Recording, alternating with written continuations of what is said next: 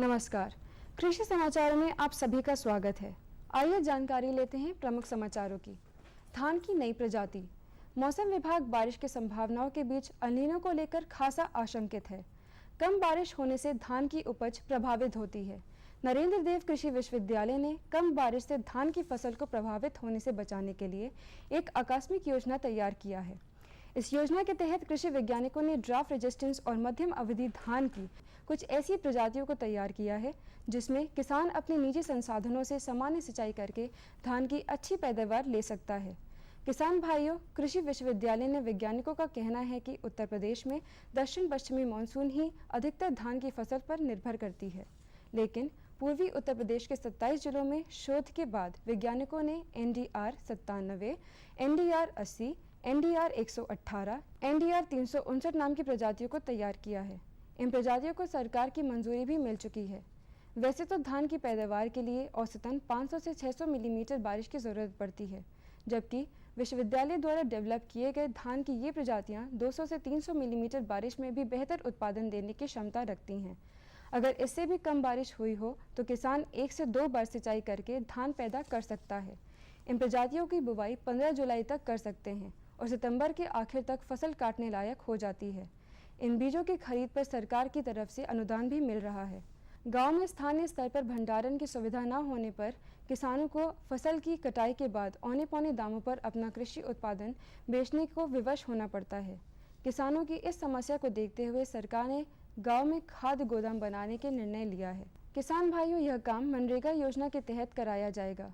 खाद्य गोदाम के साथ साथ ईंट की पथाई के साथ साथ नर्सरी भी लगाई जा सकेगी। राष्ट्रीय खाद्य सुरक्षा अधिनियम को अमली रूप देने के साथ साथ इन योजना से गांव के लोगों को रोजगार मिलेगा। अपर आयुक्त मनरेगा ने पिछले दिनों अपनी एक प्रेस विज्ञप्ति में बताया कि मनरेगा के अंतर्गत अभी तक 18 कच्चे काम कराए जाते थे। किसानों को उनके कृषि उत्पादक की समुचित मूल्य मिले और उनके शोषण को रोकने के लिए गांव में अलग अलग क्षमता के गोदाम बनाए जाएंगे। मनरेगा योजना से अब गांव के गरीब लोगों को 100 से अधिक दिन का रोजगार मिल सकेगा। अब गांव में सरकारी जमीन पर पौधों की नर्सरी भी लगाई जा सकेगी, जिसके अंतर्गत छायेदार, फलदार और औषधीय गुण वाले पौधे लगाए जाएंगे। नर्सरी से जो आय होगी उसे गांव के विकास पर खर्च किया जाएगा। मंडी में डाल का दशहरी आम। दुबग्गा फल मंडी में डाल के पके दशहरी आम ने अपनी दस्तक दे दी है। डाल के पके दशहरी आम के शौकीन अच्छी क्वालिटी के आम अब खरीद सकते हैं। बागान मालिक इस मंडी में 800 से 1000 क्विंटल दशहरी डाल के पके आम बेचने को पहुंच रहे हैं। हालांकि इसकी तुलना में कच्चे दशहरी की बिक्री 3 गुना ज़्यादा है। आवक कम होने से डाल के पके आम की कीमत कुछ ज़्यादा है, लेकिन अगले 2-3 दिनों में आवक बढ़ने से कीमत में गिरावट आएगी। भारत में प्याज का पर्याप्त stock. Horticulture research development foundation के सूत्रों के प्राप्त हुआ है। यह फाउंडेशन एक सोसाइटी है जो बागवानी फसलों, खास तौर पर से प्याज की गुणवत्ता सुधारने के लिए प्याज के किसानों और इसके निर्यातकों और इससे जुड़े लोगों के बीच काम कर रही है। किसान भाइयों, ये थे आज के कुछ प्रमुख कृषि समाचार। आइए अब जानकारी लेते हैं खेती बाड़ी की कुछ समसामयिक बातों की। किसान भाइयों, धान की सुगंधित प्रजातियों की नर्सरी डालने का यह सही समय है। इस महीने के तीसरे सप्ताह तक सुगंधित धान की नर्सरी डाल दें। जो किसान भाई धान की नर्सरी डाल चुके हों वे ट्राइकोडर्मा का एक छिड़काव नर्सरी डालने के 10 दिन के अंदर कर दें। यदि नर्सरी में खैरा रोग का लक्षण दिखाई दे तो इस रोग से बचाव के लिए 10 वर्ग मीटर क्षेत्र में 20 gram urea, 5 gram zinc sulphate 1 litre पानी में घोलकर छिड़काव करें। धान की नर्सरी में लगने वाले कीटों से बचाव के लिए quinalphos 25 EC 1.25 litre, chlorpyrifos 20 EC 1.5 litre का छिड़काव प्रति हेक्टेयर की दर से करें। किसान भाइयों, धान की 130 से 140 दिन में पकने वाली प्रजातियों जैसे पंत 12, पंत धान 4 या सरजू 52 की रोपाई इस माह के तीसरे सप्ताह से शुरू कर दें। खरपतवार के नियंत्रण के लिए रोपाई के 1 हफ्ते के भीतर खरपतवार नाशी रसायन ब्यूटाक्लोर का छिड़काव जरूर कर दें। मैदानी क्षेत्रों के जो किसान भाई सोयाबीन की खेती करना चाहते हैं वे 20 जून से 10 जुलाई के मध्य सोयाबीन की बुवाई कर सकते हैं। सोयाबीन की उन्नतशील प्रजातियां हैं PK 472, PS 564, Pusa 20, PS 1042, JS 335, NRC 37 आदि। किसान भाइयों, सोयाबीन वर्षा आधारित फसल है। खेत में जल निकास का प्रबंध होना चाहिए।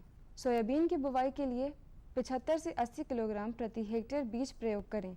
बोने से पहले प्रति किलोग्राम बीज के बीज को 2 ग्राम थीरम और 1 ग्राम कार्बेंडाजिम 50% घुलनशील चूर्ण से शोधित करें और सोयाबीन के राइजोबियम कल्चर से उपचारित करें। राइजोबियम कल्चर का 200 ग्राम का एक पैकेट 10 किलोग्राम बीज के लिए पर्याप्त होता है। किसान भाइयों, शीघ्र पकने वाले मक्का की बुवाई इस माह के अंत तक कर लें। मक्के के बीज की बुवाई से पहले 1 किलोग्राम बीज को 2.5 ग्राम थीरम या 2 ग्राम कार्बेंडाजिम से शोधित करें। खेती बाड़ी की इन समसामयिक जानकारियों के बाद आइए जानकारी लेते हैं कुछ प्रमुख मंडियों के ताज़ा औसत भावों की।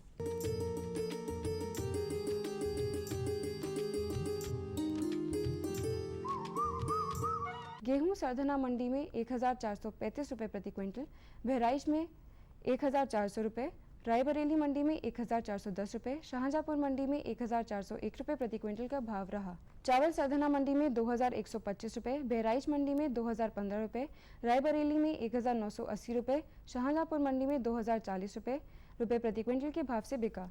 चना सरधना मंडी में 3230 रुपये, बहराइच मंडी में 3640 रुपये, रायबरेली मंडी में 3610 रुपये, शाहजहांपुर मंडी में 2825 रुपये प्रति क्विंटल के भाव से बिका। उड़द रायबरेली मंडी में 5420 रुपये, शाहजहांपुर मंडी में 4965 रुपये प्रति क्विंटल के भाव से बिका। किसान भाइयों, तिलहन में सरसों सरधना मंडी में 3140, बहराइच मंडी में 3110, रायबरेली मंडी में 3180 और शाहजहांपुर मंडी में 3200 रुपये प्रति क्विंटल का भाव रहा। गुड़ का भाव सरधना मंडी में 2760, बहराइच मंडी में 3060, रायबरेली में 3090 और शाहजहांपुर मंडी में 2935 रुपये प्रति क्विंटल का भाव बिका। अब आइए जानकारी लेते हैं कुछ सब्जियों के मंडी भाव की। आलू सरधना मंडी में 1350 रुपये, बहराइच मंडी में 1570 रुपये, रायबरेली मंडी में 1460 रुपये और शाहजहांपुर मंडी में 1425 रुपये के भाव से बिका। प्याज सरधना मंडी में 1075 रुपये, बहराइच मंडी में 1310 रुपये, रायबरेली मंडी में 1225 रुपये और शाहजहांपुर मंडी में 1200 रुपये के भाव से बिका। टमाटर सरधना मंडी में 440 रुपये, बहराइच मंडी में 720 रुपये, रायबरेली मंडी में 720 रुपये, शाहजहांपुर मंडी में 610 रुपये प्रति क्विंटल के भाव से बिका। तुरई सरधना मंडी में 440 रुपये, बहराइच मंडी में 600 रुपये, रायबरेली में 525 रुपये और शाहजहांपुर मंडी में 485 रुपये प्रति क्विंटल के भाव का रहा। कद्दू सरधना मंडी में 330 रुपये, बहराइच मंडी में 410 रुपये, रायबरेली मंडी में 400 रुपये और शाहजहांपुर मंडी में 410 रुपये प्रति क्विंटल के भाव का रहा। लौकी सरधना मंडी में 315 रुपये, रायबरेली मंडी में 550 रुपये, शाहजहांपुर मंडी में 410 रुपये प्रति क्विंटल का भाव रहा। फलों की बात करें तो सेब बहराइच मंडी में 8070 रुपये और शाहजहांपुर मंडी में 6280 रुपये प्रति क्विंटल के भाव का बिका। अनार बहराइच मंडी में 7300 रुपये, रायबरेली मंडी में 6850 रुपये और शाहजहांपुर मंडी में 7300 रुपये प्रति क्विंटल के भाव का बिका। केला बहराइच मंडी में 2070 रुपये, रायबरेली मंडी में 1800 रुपये और शाहजहांपुर मंडी में 2460 रुपये प्रति क्विंटल के भाव का बिका। तो किसान भाइयों, ये थे आज के कृषि समाचार और मंडी भाव। और बताओ। बस। अरे ये क्या भैया जी, बस इतनी सी रासायनिक खाद? किसानी छोड़ रहे हो क्या? किसानी नहीं, नादानी छोड़ रहे हैं। मिट्टी की जांच कराई है। अब तो लालाजी जितनी जरूरत है उतने ही उर्वरक खेत में डालेंगे। हाँ, किसान भाई आज ही अपने जिले की नजदीकी भूमि परीक्षण प्रयोगशाला में मिट्टी की जांच जरूर करवाएं और मिट्टी में पोषक तत्व, नमी व पौधे के विकास को देखते हुए केवल जरूरत के अनुसार ही पोषक तत्व डालें। और हाँ, मिट्टी में गंधक, जस्ता, बोरोन जैसे सूक्ष्म पोषक तत्वों का पता लगाना भी न भूलें। उर्वरक और जैविक खाद के सही उपयोग से भूमि का उपजाऊपन बनाए रखें, उत्पादकता बढ़ाएं, खर्चा घटाएं और बहुमूल्य विदेशी मुद्रा बचाने में भी सहयोग दें। और हाँ, धीमी गति से नाइट्रोजन उपलब्ध कराने वाले उर्वरकों जैसे नीम लेपित यूरिया को प्राथमिकता दें और यूरिया का पत्तों पर छिड़काव करें। अरे वाह, तू तो सचमुच समझदार हो गया रे। अधिक जानकारी के लिए संपर्क करें जिला कृषि अधिकारी या किसान कॉल सेंटर। अम्मा खाना दे दो ना। सबर कर गोलू, अभी दाल नहीं गली है। तू फिक्र ना कर गोलू की अम्मा, अब की बार अपनी दाल खूब गलेगी। क्या मतलब जी? अब की बार NFSM के तहत दाल की पैदावार को बढ़ाने के तरीकों को दिखाने के लिए देश में 1000 क्षेत्र चुने गए हैं, जिसमें हमारा इलाका भी आ गया है। पर इससे हमें क्या फायदा? हमें 5 एकड़ खेती के लिए खाद और कीटनाशक के अलावा बढ़िया बीजों की एक मिनी किट भी मिलेगी। इतनी दाल का करेंगे क्या जी? अरे भगवान, सरकार ने दलहन का समर्थन मूल्य भी खूब बढ़ा दिया है और इनकी खरीद का भी पूरा इंतजाम कर लिया है। इससे आमदनी बढ़ेगी और फिर हमारा गोलू अच्छे स्कूल में जाकर के कृषि वैज्ञानिक बनेगा। हाँ शामू भैया, सरकार कह रही है पूर्वी भारत में भी दूसरी हरित क्रांति आएगी। अरे ये तो पंजाब और हरियाणा में हुआ था, यहाँ तो अनाज की पैदावार अब भी कम है। सरकार की बातों में कुछ तो दम होगा, आखिर यहाँ बारिश 3 गुना होती है। चलो वैज्ञानिक का नंबर मिलाते हैं। अरे वाह, आ गए। नमस्ते सरपंच जी। हाँ भाई, उपजाऊ जमीन की कीमत को पहचानो।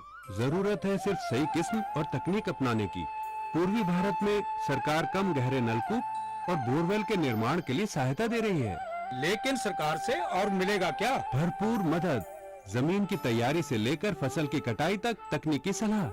1000 हेक्टेयर के सैकड़ों क्षेत्रों में चावल और गेहूं के खास प्रदर्शन भी चल रहे हैं। अरे वाह, फिर तो हमारे खेत भी लहला उठेंगे। क्या ये सपना सच होगा? हाँ जरूर, पूर्वी भारत अब हरित क्रांति का अग्रदूत होगा। आओ हम सब मिलकर कदम बढ़ाएं। खुशबू की फुहार में, स्वाद की बहार में, तरक्की की तानों में, खिलती मुस्कानों में, हरे भरे पौधों में, बड़े बड़े सौदों में, मधुर भिनभिनाहट में, खुशियों की आहट में, बागवानी मिशन, हमारी चाहत, आपकी मुस्कुराहट।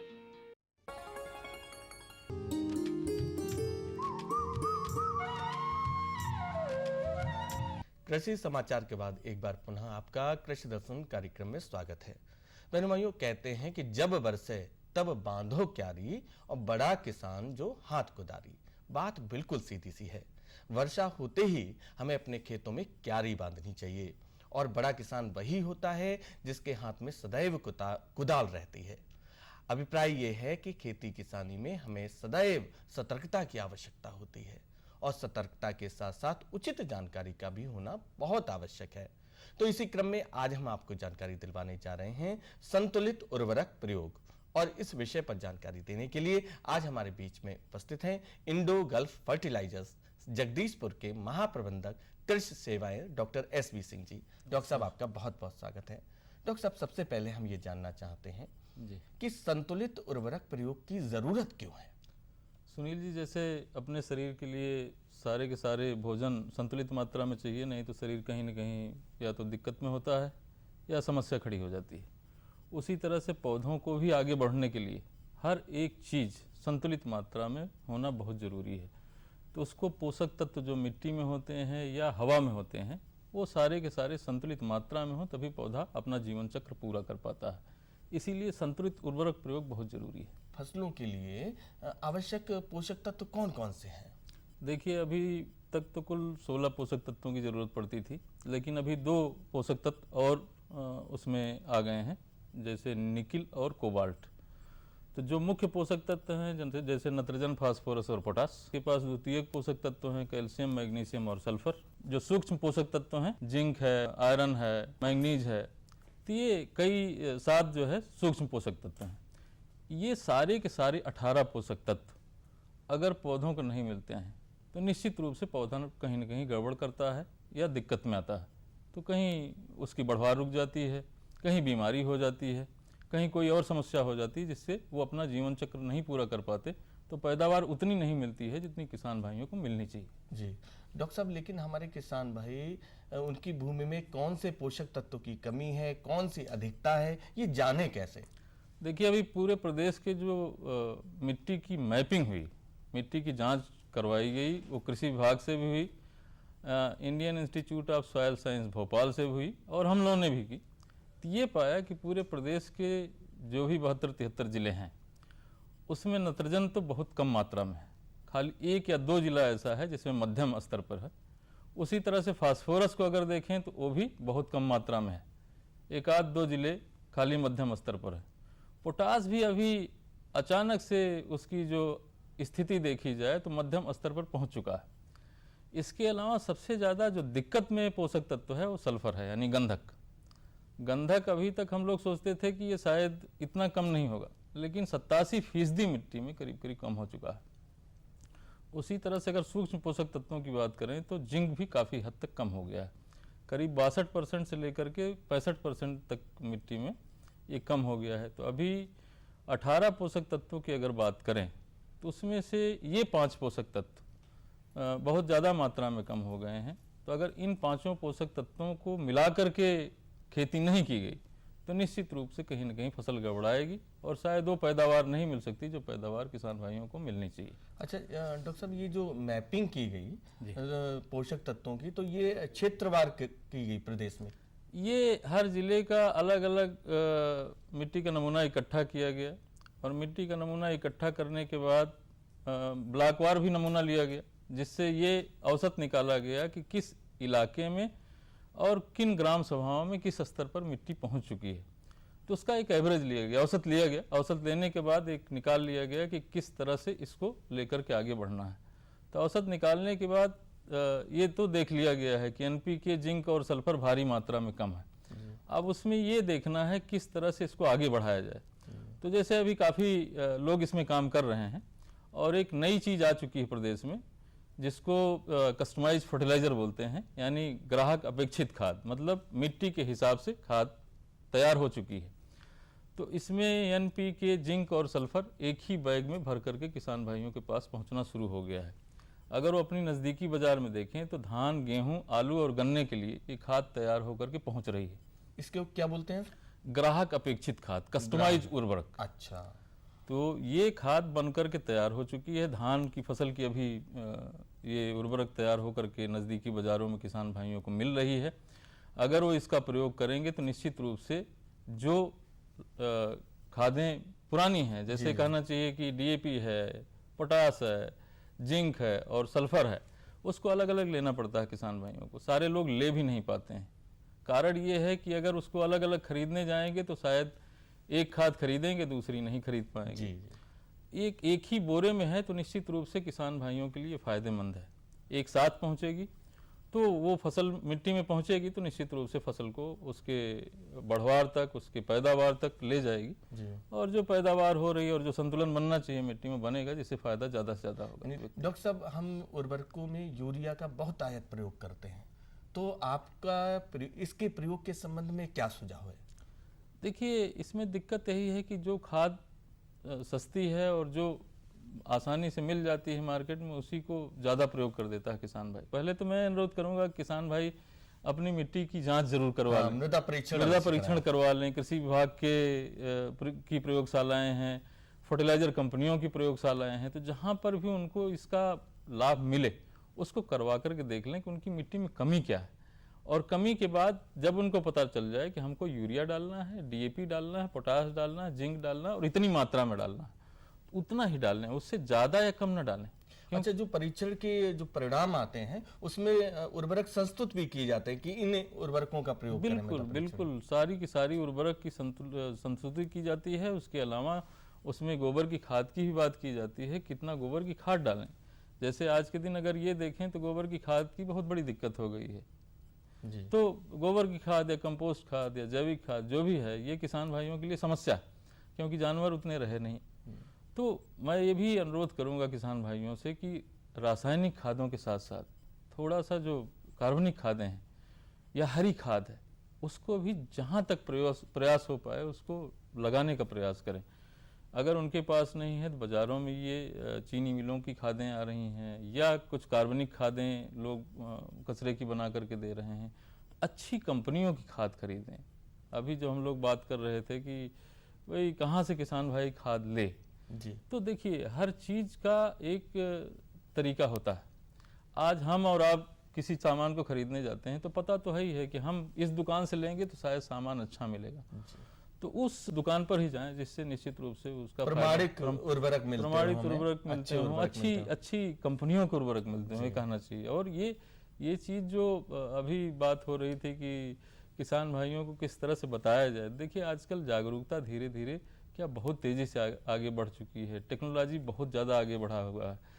किसान भाइयों को चाहिए कि अपने बच्चों से भी बात करें, शायद उनको थोड़ी ज़्यादा जानकारी हो, तो निश्चित रूप से अगर कोई नई चीज़ मार्केट में आ रही है तो उनको पता चल जाएगा कि हाँ भाई ये खरीद करके हम अपने खेतों में प्रयोग कर दें तो फायदा हो जाएगा। और इस बार जब अगर जाएं दुकान पे तो ग्राहक अपेक्षित खाद के बारे में हाँ, जरूर उसको जानकारी जरूर प्राप्त पूछें। अगर कोई जी। दिक्कत आती है कहीं से भी तो कहीं न कहीं किसी न किसी दुकानदार से ये जरूर पूछें कि भाई ये खाद कहाँ मिलेगी, तो उस खाद का प्रयोग करके देखें, निश्चित रूप से उसका फायदा होगा। क्योंकि ये संतुलित खाद जो बनाई गई है ये मिट्टी के हिसाब से, क्षेत्र के हिसाब से और फसल के हिसाब से बनाई गई है। डॉक्टर साहब, आपने इतनी उपयोगी जानकारी हमारे किसान बहन भाइयों को दी, इसके लिए आपको बहुत बहुत धन्यवाद। धन्यवाद।